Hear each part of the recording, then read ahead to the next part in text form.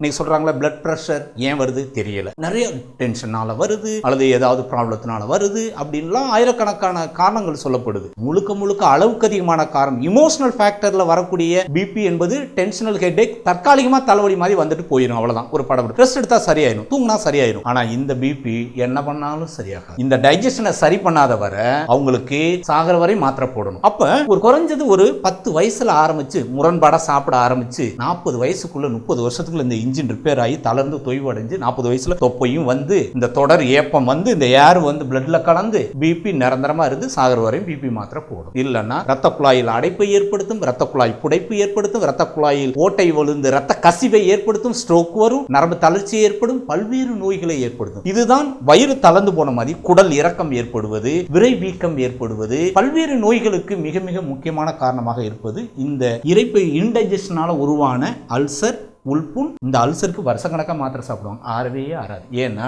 ஒரு உணவு மேல இன்னொரு உணவு கலந்து கலந்து கலந்து அது கெட்டு போய் இவங்களுக்கு பாஸ்டிங் சொல்லக்கூடிய விரதம் தான் மிகச்சிறந்த மருந்து. வாரம் ஒரு தடவை விரதம் இருந்தால், நீர் விரதம் அப்படின்னு சொல்லக்கூடிய தண்ணீரை மட்டும் சாப்பிட்டு விரதம் இருந்தால் இந்த கழிவுகளை அடித்து செல்லப்பட்டு மீண்டும் அது சுருக்கம் ஏற்பட்டு இரைப்பை தன்னைத்தானே புதுப்பிக்கும். நம்ம யாரும் பட்டினி கிடப்போமா? இருக்கவே மாட்டோமே. விரதம்னா என்ன, பட்டினினா என்ன, அடுத்த வீடியோல நம்ம பார்ப்போம். அப்ப இந்த தொடர் ஏப்பத்துக்கு எது மிக முக்கியமான காரணம் அப்படின்னா இரைப்பையினுடைய உள் புண்ணு தான் காரணம், அந்த தொய்வு தான் காரணம்.